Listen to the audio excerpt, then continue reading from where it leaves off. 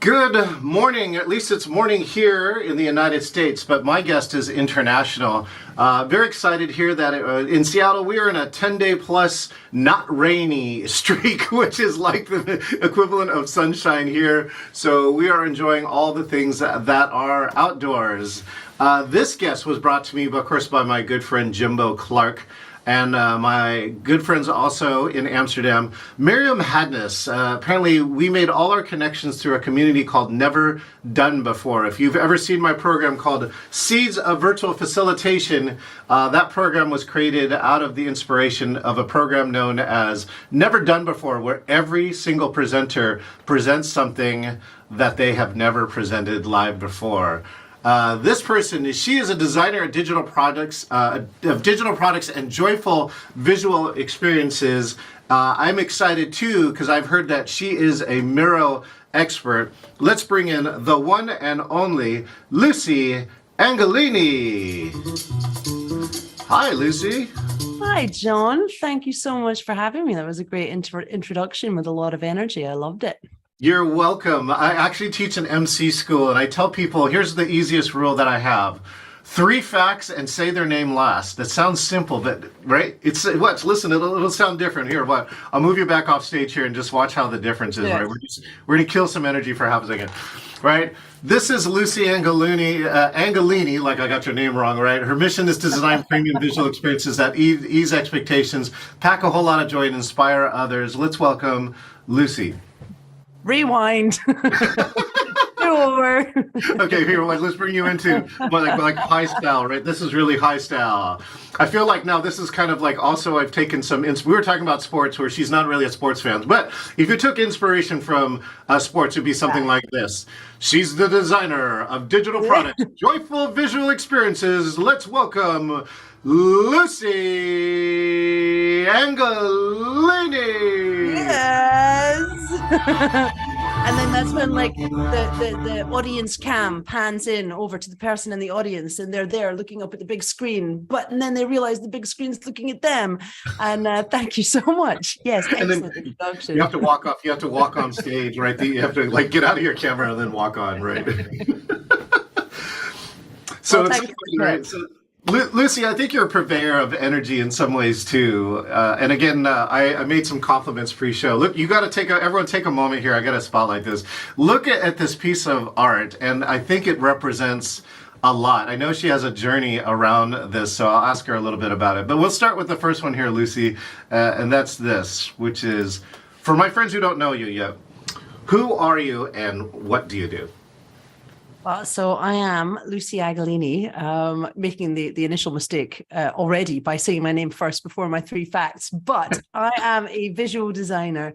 By trade, it was that for many years I worked in website design, app design, product design, and I loved it. I love design. I like making beautiful things that work well. But in the pandemic, as happened for all of us, some pivots happened in my life. And that was mostly seeing the emergence of tools like Miro and Mural and other online collaboration tools that we can use to actually come together when we're not in the same room. And while the rest of the world was very excited about these tools because they were solving an immediate problem, which was we're not in the same location, we can't work together, how can we do this?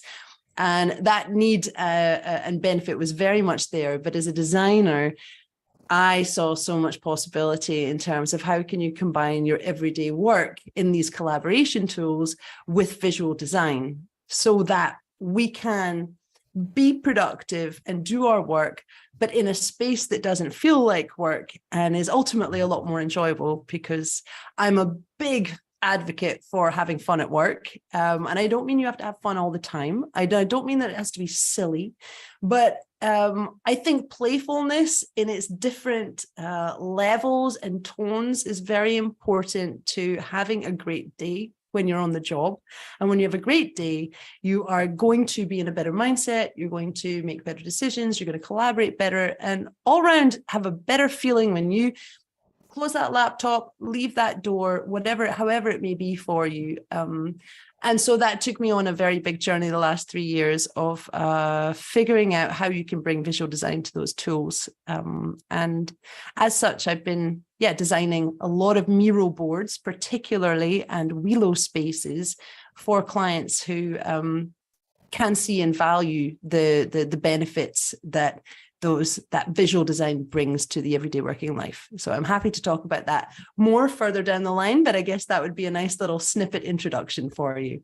Beautiful. Thank you so much. So let's talk about, you went out on your own as an entrepreneur. So where did you come from? What did you do prior to striking out on your own?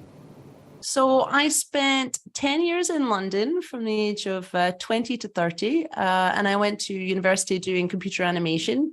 And from there, I decided, it was a great university course, but I realized you need a lot of patience to be an animator. And you're on projects for a very long time. And for my brain, I do value, it doesn't have to be newness every week. And it doesn't mean that I can't work on the same brand for a very long time, but I cannot be reworking the same scenes at that kind of painfully slow pace.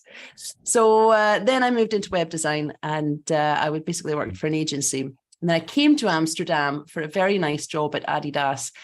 But ultimately, a few years later, I decided I was going to go on my own. And then I went freelance. So I think that was 6.5 years ago.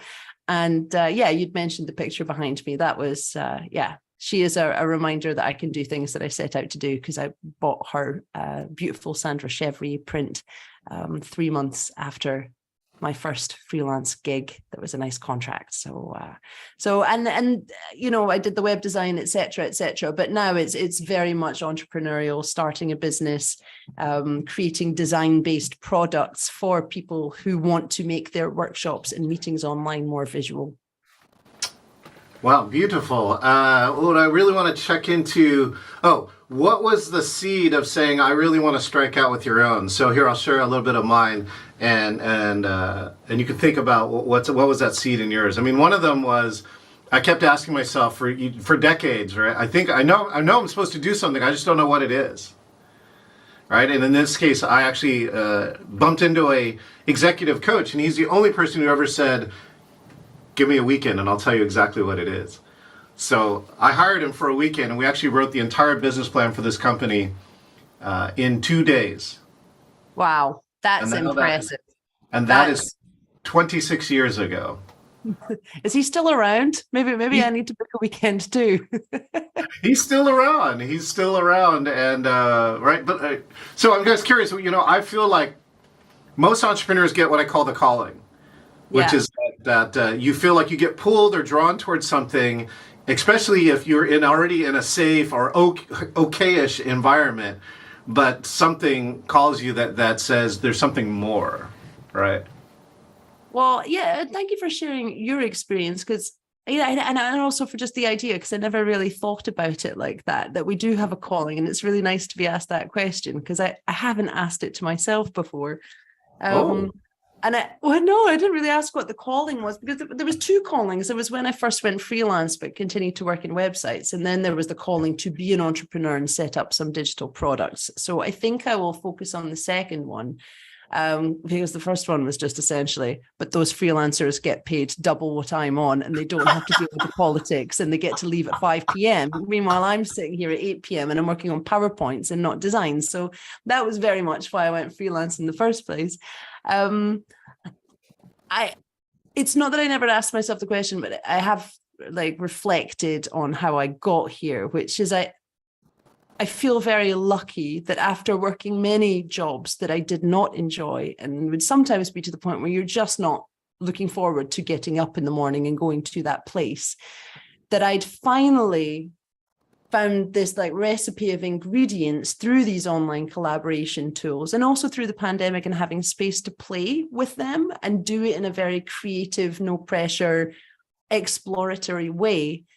So I found myself creating things just on a whim, and I realized that it was just so many components of actually what I love doing. So there's a lot of visual storytelling that goes into, for example, a visual workshop. How do you guide people from step 1 to step 2? And it doesn't just have to be a workshop. It's also your team meeting. Every meeting has a segment, multiple segments, right? So how do you connect them? And can you connect them with a story and with interactive exercises that are not only visual, but have these kind of magical mechanics that give you a peek inside your meeting?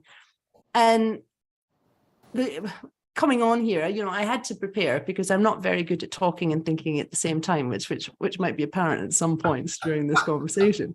So I had to write down some notes, and I was really looking at what makes a bad meeting and what makes a good meeting for me personally, but I think also in general. Yeah. Kind of talk to the basics, which sadly, appallingly, not everyone adheres to, even though they know that they should. Submit an agenda, make sure everybody knows their responsibilities, what we're going to come out of the meeting, knowing what is our objective and are we fueled towards that objective along the way. But when I looked at all the different points in my little mind maps, I think that the thing that crossed my mind the most was energy. And very funny that you mentioned that at the start of our conversation, but I think energy is key to a great meeting. And energy is actually, it's quite separate from this whole idea of adding visual design. The visual design very much complements it. I think a good meeting is made from many different parts, but energy and how you bring it up and continue it with momentum requires, I guess it's a little bit like being a conductor. It's like, you have to find a cadence in your meeting. You can't be ramped on all the time. You can't be introducing novelty all the time. But you do need, I feel, novelty at certain points to lighten the mood and let everybody have a breather from the meaty content of getting done what we need to get done. So I love play at work. And I like being joyful. And so what I'm really niching down on for now is how do we insert joy through visual design and interactive exercises that make our meetings memorable and feel good. So that's where I'm at, John. I love the path that you go through with that. I just also want to give a shout out to Ashley Risto and my good friend C.A. Hurst, who are watching online with us. And I mean, the first thing that really comes to me too is that your approach to play, like some people devalue play, right, because they think it's silly and non-productive. And what I think I hear you saying too is that, have you ever read the book Flow? No, but I've heard it mentioned enough times that I'm going to write it down right now. Oh, yeah, Chemansky, right? It's a Russian researcher came around and created research to figure out when are people in the state of flow and when are they not, and then what happens during it. And one of the things that I distinctly remember about it is when you are grinding on a PowerPoint at 8 p.m., right, time moves slow. Yes. Right? When you really into your project, right, for your client and you found that rhythm, right, time goes really fast, like, where did 3 hours go? Yeah, it's midnight and it's still not going slow. Oh my gosh, that's right. It's midnight. I guess, of course, in Amsterdam. Thank you for staying up with us here in the States. No. I'm so sorry, John, to break your flow, but it's not midnight. I was merely saying. Oh, you say it was midnight when you were working. Yeah. No, you can get to midnight and it's still going really quickly. No, it's 6 p.m. You're fine. So you have that. Oh, good. So anyways, you have that energy which keeps you going at a time when, of course, you might want to go to sleep. One of the key parts of aspects of flow is where both of those occur, where it feels like it went by in a flash, and when you think back on the experience, it actually felt like it feels more like a couple days as opposed to just a few minutes or a few hours. And so it has one of those really, really unique aspects. And I've been studying play for years. My original company was called Playtime Incorporated, that tried to have that juxtaposition of this is something fun and this is something that's valuable to a business. Yes. And I mean, I know it's sad that most businesses don't get it. Like, we feel like we got to hide behind, the act of doing something, as opposed to, can we really enjoy this process of creating? And so, where did your sense of visual come from? Did you get inklings of it when you were younger, right? Did you draw a lot? I'm just curious how it came out for you. Yeah, absolutely. A lot of drawing, and a lot of writing. I'm definitely, is it on my right hand side of brain or left hand side? I'm so that side that I don't even know which side of the brain it is. I'm very creative. Well, you know, Jimbo, you say like it's the outside and the inside, maybe. Absolutely. It's the creative side. So I was always drawing, always. I'm so sorry. What was the rest of the other part of that question? How did it, yeah, so the visual aspect, right? When did you fall in love or knew that like visual is kind of your medium of what attracts to you in life or what you're interested in? I think we all have a natural tendency towards one of the, I think there's maybe a fourth, but I can only really think of three right now. There's the visual, the oral, and the oral. And I'm definitely, text would be the other one. I am a mixture of text and visual, but I like looking at beautiful things. I can't help it. I like it when it doesn't have to be symmetry, but things look like they're in their right place. We're using the right colors. It's emitting a tone to me. And obviously that eye has been honed over the years of being a designer, but I was always inclined that way. And it just got more and more established as I went through my training career. And I would have to say that it's taken a long time to get to the point where I really do feel like comfortable in saying that I'm quite a good designer. So it's like I can't go farther than that. But for a long time, I was so petrified of not being a good designer that I think it was a great fuel to make me continually improve. So I think that's really nice, is I didn't think I was actually that good at it, but you have to just keep working on something and it will come about at some point if you want it. So Well, I guess that's the pseudo imposter syndrome that everyone feels. Like we don't know the point when, I mean, what I tell people about, let's say facilitation, right? Something that Marion and I are also I think you are very passionate around, and saying to be an outstanding facilitator, you have to be a good facilitator. And to be a good facilitator, you got to start out and be a bad facilitator at least once, if not multiple times, right? And so it goes with that. You know, here's a little peek at her website, like just to give an example of some of her design aesthetic.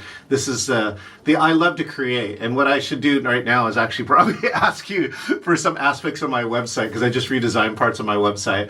I love visual too, but I think I love the aspect of video. I'm not so sure I am the best in the layout. And so I need to hang around other people who do. You know, somebody else who's in the community. I don't know if you've heard of Rick Altman and his Better Presenting. He has a conference called the Presentation Summit. And that's where I've also been trying to learn more, at least, I'm not making the most obvious mistakes, which would try and fill up this whole screen with like text, as opposed to, people, less is more. Like less really comes more. Less is more. Right? I love this aesthetic here too. Excellence, delight, and awe. Excellence, delight, and awe. Why did you choose these values? Well, it's really my Achilles heel, right? Because I refuse to put anything out into the world that I'm not happy with, which is a very high level to set my standards at, because it's very hard to make me happy with my own work, which means that I am always striving to make it excellent, but I'm also striving to make things something that you look at and you feel either delighted by looking at or delighted by using it, hopefully both, to be honest. And I am always pushing myself to do more than I did before. And therefore, I think for many people, when they look at my work, it's very nice. I think they do see things that they haven't seen before. And that's really beautiful. And I call them my Achilles heel because, if I didn't have these three, I'd have a much easier job of life and career, I think. But I'm asking a lot of myself from every project, but I love it. I can't not do it that way. And I think, yeah. That's one of the aspects, I think, of being a leader right there, is that you establish some form of high standard of excellence. All right. And it's, you determine it, not your client, quite often, right? So it's like the client might have been happy, but you're still saying, I still see something, right? I'm frustrated, which I tell people is like, you should get excited when you're frustrated, because it means that it can be better. You just don't know how, or that it's not happening fast enough, right? Which is like got off of movies. So speaking of movies, let's move to Virtual meetings. So we're coming out of 3 years, right? We're actually doing some IRL, some in real life experiences. And, we still, what's really great is to take the time now to reflect back on those 3 years because as humans, quite often we're really easy to forget, right? Like, oh, that felt like so, 100 years ago, or some people just want to forget, right? But the pandemic quite often has been described as the biggest pause button for the entire planet that ever occurred. And if you didn't, like change, almost everything changed. And now the hard part is actually everything is changing back and changing back into a different way, but it is changing rapidly. I'm just curious, what was your thoughts when the pandemic started happening? How did you transition your life? And most importantly, what was important to you that was happening in virtual meetings that was akin to what you talked to me in about meetings in the earlier part? So I may not be able to answer that question fully because it was, of course, the pandemic kind of really hit Amsterdam in around about February, March 2020. And by, I think it was the end of April, I'd already actually resigned from the long-term contract I had. So I already knew I was leaving. And unbeknownst to many people and possibly even myself at the time, I was completely burnt out from probably working in a position that I had stayed a little bit too long in that wasn't giving me joy. So I only really had 3 full months of working as part of a team where we were having regular meetings during the pandemic. So it was really that scrabbling to try and make things work and figure out what tools we would be using. And I would certainly say that we did the best with the tools we had at the time, but it wasn't a very great job. And it's been really beautiful actually through the last couple of years because now I no longer actually work full time with teams. So I kind of dip into teams and out as I work on projects with them, but it does feel like everybody's got a lot more of a handle on it. And this idea that, okay, so some people have kept it, you're welcome to be a remote worker. Some people have mandated certain numbers of days that you have to come into the office, but invariably there is always somebody coming into the meeting on a computer, right? It's really not often that we have real full IRL meetings, is it? So that needs to make sure those virtual meetings go well for everybody involved is really paramount to keeping the wheels turning. So yeah, I just had that example recently, which is I gave a presentation to one of Seattle's first event shows that was all real life, and the hallmark for it was the quick poll I did, and I said, "Hey, is everyone who's loving this? Return to in-person hug love fest?" And everyone's like, "Rah!" They're so excited. Then I said, "Okay, how many of you were on at least one virtual meeting in the last week?" And the same 100% raised their hand, and that. All right, the never go back part aspect of it is there. There's the benefits of it too now. I think people will get the real contrast of that, which is, if they traveled more than a day or even 3 hours or an hour to a meeting that they know they could have clicked a button on and, they would have gotten back an hour back of their regular life and not driving. I think there are those aspects. So I'm curious, what has to happen for Lucie for a virtual meeting to be, engaging, whether you're attending or you're actually running the meeting? So I also thought about this question, obviously, when I was doing my notes, because can't think when I'm talking. You know what?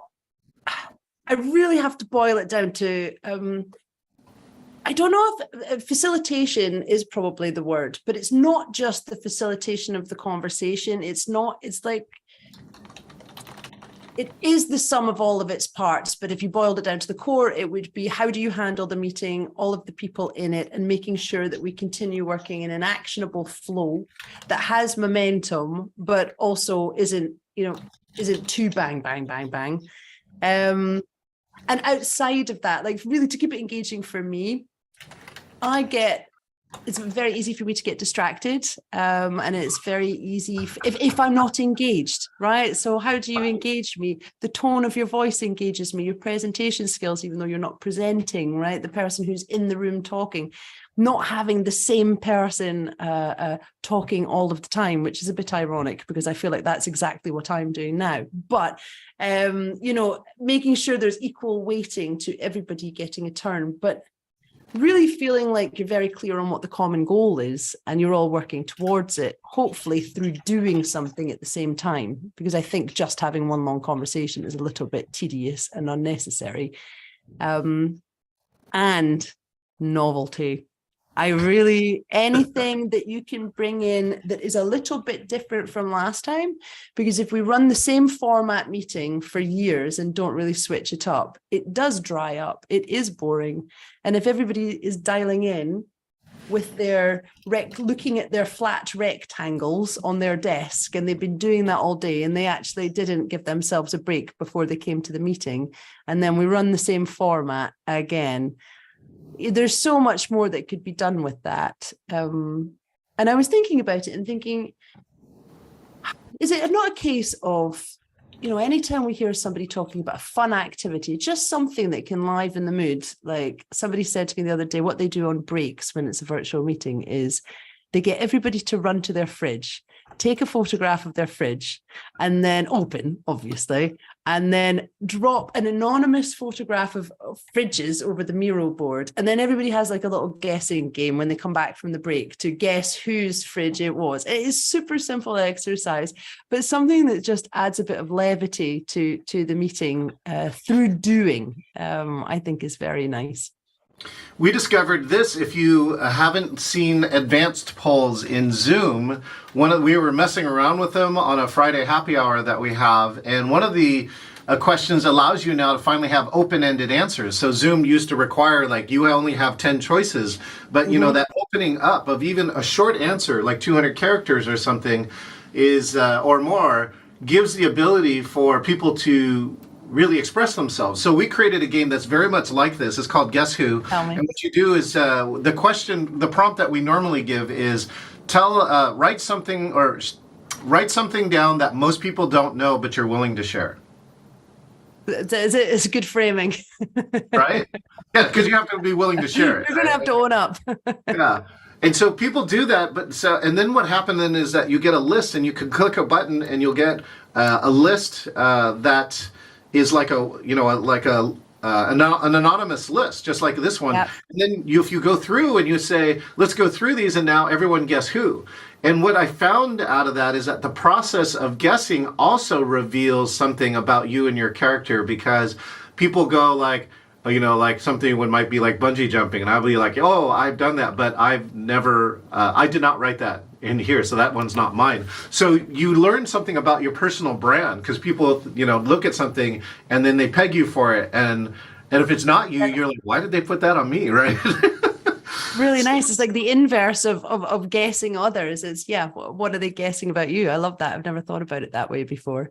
So it's very short, but it turns out to be, I thought it was a really powerful networking piece, and then in the end, you learned one fact about every single person you didn't know about. And then your expansiveness, your knowing of that person goes up. And so I love how you talk about the flow of a meeting, because I do agree with that. This is where facilitation to me, I think, is so important. I think that's why a meeting needs to have a leader or somewhat of like an MC or a host, whatever you want to call it. But that person is watching what's going on, feeling the energy through, and making sure the planning part, like again, not all of us can freeform on demand, is that you can architect or create high notes and low notes, and all these need to be. I think you can really take a meeting right from a high energy point to a quiet, reflective point and back, and I think that's some of the aspects that people would perceive in a meeting, saying this was positive for me. And I think it's positive because one is that you hit different styles and you hit different energy, and something's going to resonate with somebody at some time, as opposed to if you just have the monotone, right? Yeah. Only the person who loves monotone is going to be happy, and that's actually that very thin band, right? There's 99% of the other people that don't get it. Well, and it reminds me as well of I heard Miriam Hadness talking about it recently, how a lot of project managers, project leads, scrum masters, and also people like properly in the leadership team, they don't consider themselves as facilitators, but that what they do every single day is facilitation, which is why she's releasing a facilitation training, I think specifically towards stakeholder management and like project managers. And I think it is so important because we cannot leave it to the people who do acknowledge that they're a facilitator and have been formally trained in how best to host and commandeer a meeting without a hierarchy, but having a driver, right? So I think hierarchies are also really important because, you know, if you have the wrong tone in a meeting, you're not going to get the full participation. So you need to make sure that, yes, there's a decision maker if one needs to be there, but that also everybody, introverts included, are encouraged in some way to be able to participate. But I'm preaching to the choir, obviously. Now, the funny part is that again, you recently won a Miro Award. Congratulations. Yes, and thanks very much.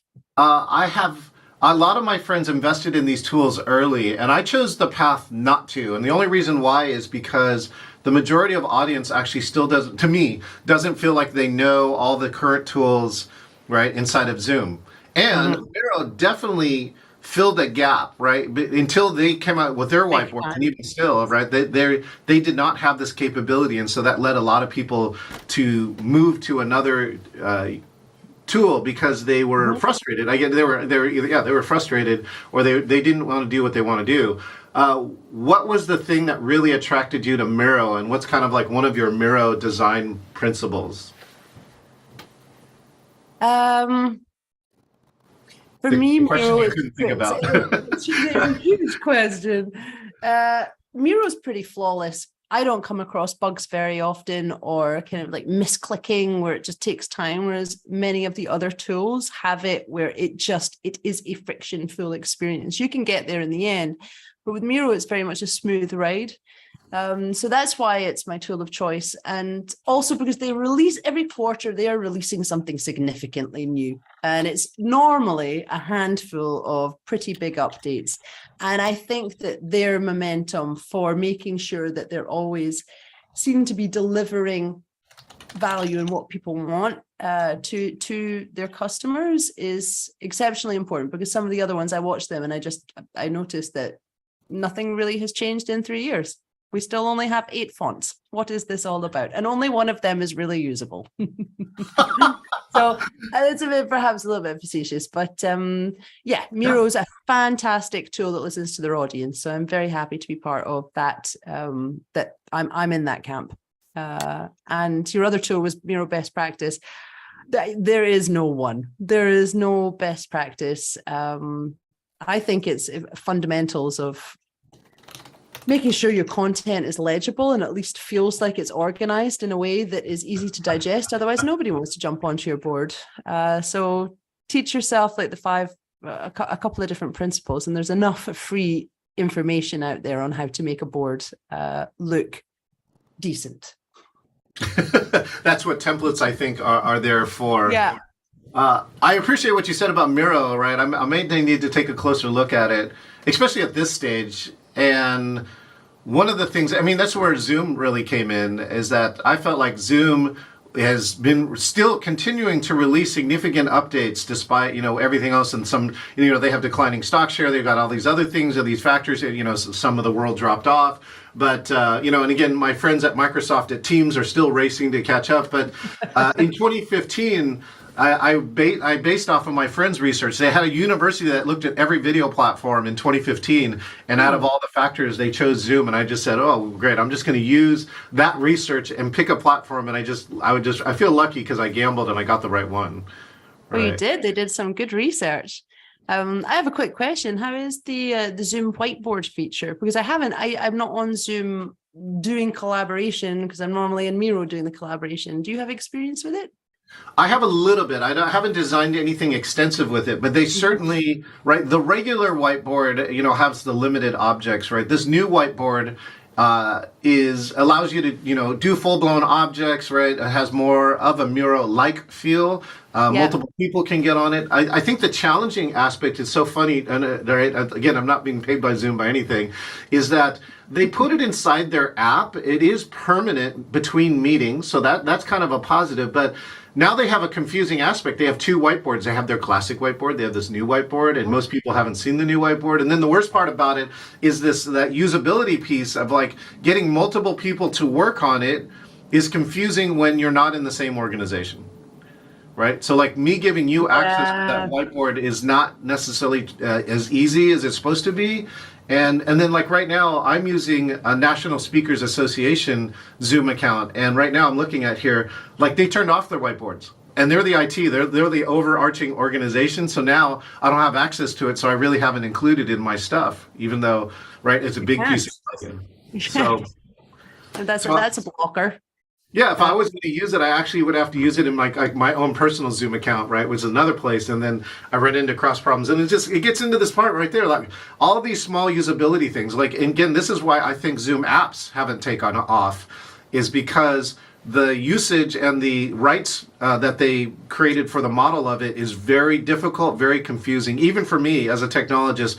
When we first tested them out, in an hour, we were barely able to get one app to run, and so I think that App Store hasn't taken off as big as it should. Like Miro has an app, for instance, in the Zoom App Store, and I think most people still use the browser because it's better or easier. Yeah. Well, and there's also Welo. Have you tested out Welo before? A little bit, yeah. A little bit, because they have an app integration, so I'm assuming that probably falls in this bucket of just, for some people, not being testable, which is a shame because Welo is a fantastic platform for meeting. Well, speaking of apps and things like that, though, right, Lucy? Then you're an entrepreneur now, and you love visual, which means I suspect you love to look into the future. You know, what do you think the future of virtual and hybrid is, right, in Lucy's world? What is it? So, better facilitation first and foremost. But I think if you just look at where we're at today, I think a lot more people are talking about it. They're talking about about better engagement and better collaboration, because this is now a very immediate need that perhaps, which was always there, but perhaps wasn't so glaringly obvious until we had to start doing all of this online. But there's also the parallel chat about how do you make your staff and your colleagues better connected, work better together through appreciating them as people, right? You're not just a cog in a wheel. They don't want to be cogs and wheels anymore. Otherwise, they're just going to jump ship and become an entrepreneur too. So how do you give them space to be the real people? And so I think that we can look at technology and say that I think that the online collaboration space is only going to get bigger and bigger. We're not going back to everyone being in an office where we don't use those tools. So I expect that they will continue on in their little race that they're in just now for who can deliver the best tools the fastest. But I do believe there's something about having fun. I just think there's enough people talking about it, and it's about allowing space for those real people to come to work and enjoy it, because if you allow them to do that, they're going to stay longer than if you're going to give them a stale environment where they just have to be a square in a square hole. Then I just think that that's just not going to work. So, and I also think, more females at the top of leadership, I think will start trickling that down too. Yes, bravo. Thank you very much for the clap. I think, the whole world loves Jacinda Ardern, but I think she has set an excellent example for how you can lead with compassion and solid actions and decision making. So yes, there's many more, John, but I feel like it would be going into a quagmire of more of Lucy's thoughts. I don't know if we have time, and if we don't, I will leave it there. I'll give you one great resource. I've got a friend, Bobby Carlton, here in the States, has a website called innovationwomen.com that is really very passionate around getting equity on the stage, and it's still to this date there are not an equal number of women and men on the stage. And so I'm a member of that group as the male ally. And what's great too, she lists out all these conferences that you could apply to speak at. And some of them are virtually. And she said that was kind of one of the wins for women in this pandemic, is that it opened up the spot to speak virtually. And therefore it made it easier for many women. And so instead of having to make all these arrangements to leave, if you just made 2 hours, you could come in and keynote. Yep. correctly into a conference. And so I think more voices got heard, and I thought that was a win. And so hopefully you'll see trends like that. All right, Lucy, here the last piece. If people only remembered one thing from this interview, what do you want that one thing to be? You didn't put that in your prep email. I did not. There's lots of things I don't put in my prep email. Here's a side note here. Wait, while you think about it, right? Well, there's one game we used to play that's called Rimshot, which is like we would make bad jokes up about a topic, right?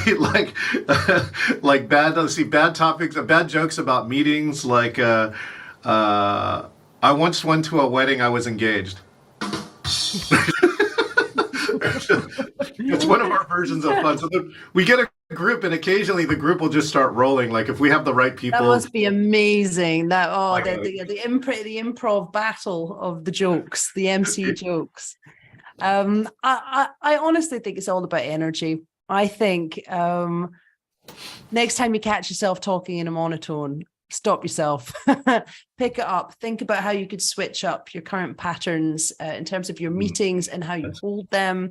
Definitely consider design, because it's really transformative in terms of where it can take the person while they're doing their work. I've seen people light up when you have them do their workshop in a space that's been specifically designed for the intention of what you're there to do. And it's really magical. That would be the words I'd use for it. But thank you so much for having me, John. I have enjoyed your energy. And from the intro video that you have when your speakers come and sign up to your Zoom room, that was it's joyful from the start. So thank you for sharing yours with me. Oh, you're welcome, Lucy. Oh, and I see that James Boggle has joined us. Says, my number one piece of advice: to always have a clear purpose and intended outcomes for a meeting. So we got some friends here on LinkedIn who are watching us here. Thanks, James, for all the comments. He said, good facilitation, by the way, is fun. So, Lucy, I only want to play this one message for you in a moment of surprise and delight. Are you ready? I'm ready. Thank you for attending the performance. And a special thanks to all those who helped with the show. Thank you, Lucy. If you want to find Lucy, her website is out there, lucieagolini.com. Thanks again, Lucy. Thanks, John. Bye. Thank you so much. This is John Chen with Engaging Virtual Meetings podcast with the one and only Lucie Agolini. I hope you really enjoyed this. If there are things that you need to remember, well, I love to switch it up, right? If you're talking like this the whole time, think about how to vary your tone. That's like one simple thing I heard her say that you can do. The next thing is think about novelty or fun. Change something up in your next meeting, especially if you're one doing it the same. And the last part is think about that flow. Are you creating energy and flow? Are there high notes and low notes and different kind of notes inside of your virtual meetings and your facilitation? If there's not, listen to Lucy and check out her website and get some ideas. This is John Chen with Engaging Virtual Meetings podcast. Make sure and hit subscribe or follow wherever you're watching us here on all the interwebs, and we'll see you next time. Well, that's right. By the way, if you, like you, James, if you want to be the next person to get interviewed, hit engagingvirtualmeetings.com/meet and select interview, and you too could be the next guest here on Engaging Virtual Meetings podcast. We'll see you next time. It's always